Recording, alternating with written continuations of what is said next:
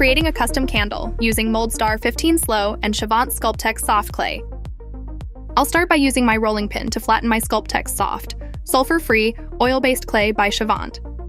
Using a razor knife, I cut the clay to size to fit around my cardboard tubing. I wrap the clay around my cardboard tube and blend the seam using my finger.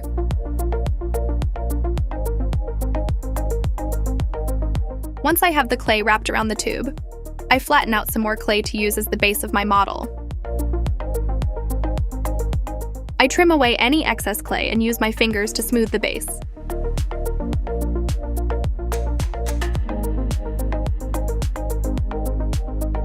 A plastic heart stamp I purchased online is used to punch out heart shapes in my excess piece of clay. I made a total of 5.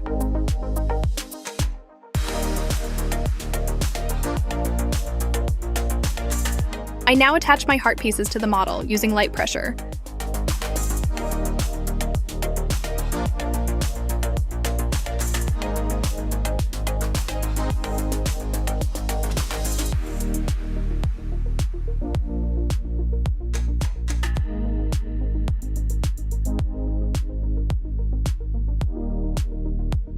A silicone sculpting tool is used to blend and feather the edges of the clay.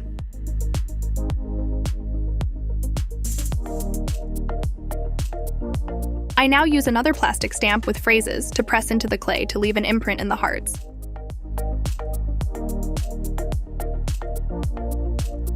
Here you can see the up-close detail.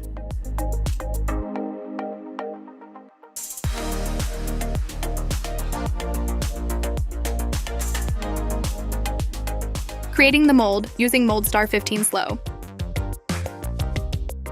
First, I place the model upside down on a piece of melamine board. Then I take additional clay and roll it out with my hand. I am going to use the clay to create a clean seam and tack the clay model to the baseboard.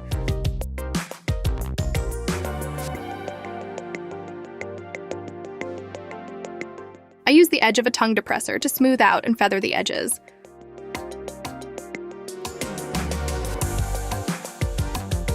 Once this is done, I'll use some hot melt glue to adhere a deli cup that I cut to the melamine board. I will use this as my mold box.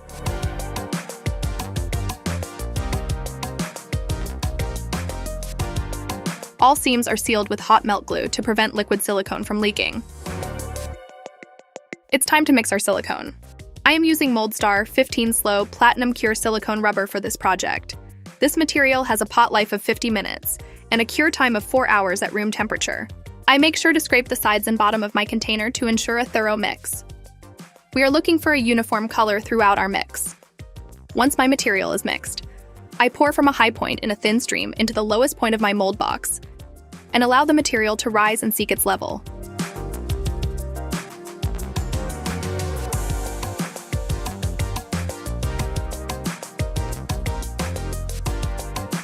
I leave the material to fully cure for 4 hours at room temperature.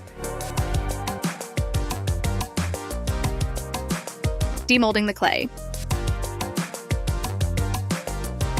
Once the material has cured, I use isopropyl alcohol to soften the hot melt glue.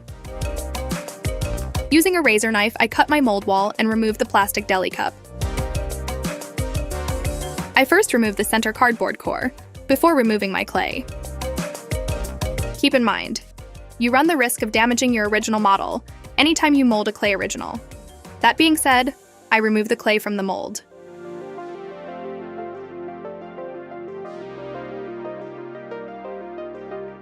It removes cleanly, and my mold is now ready for casting. The Moldstar 15 Slow has captured perfect detail from my clay original. Moldstar 15 Slow is soft and stretchy, while offering great tear strength, making it an ideal choice for a candle mold. Creating the candle. Candle wax flakes from a kit we purchased at a hobby store are poured into our glass measuring cup. We'll need about 2 cups to fill our mold. Following the instructions that came with the candle kit, the wax is heated to 180 degrees Fahrenheit.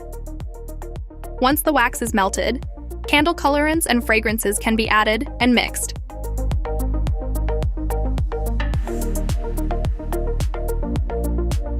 A candle wick is positioned in the center of the mold. A wood wick holder is used to stabilize the candle wick in place. The melted wax is poured into our MoldStar 15 slow mold.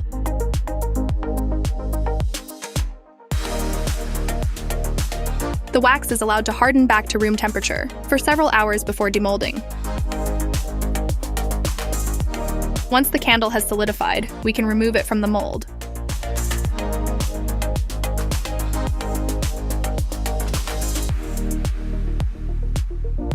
The wick is trimmed, and here's our finished candle. As you can see, the wax picked up all the detail from our MoldStar 15 slow mold. Our candle is now ready to be used.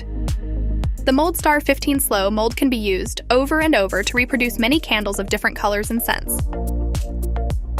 If you have an idea for a video you'd like to see next, please leave a comment below. And if you enjoyed this project, be sure to hit the like button, subscribe if you haven't already, and click the bell so you can be notified when our next video drops. See you in the next video.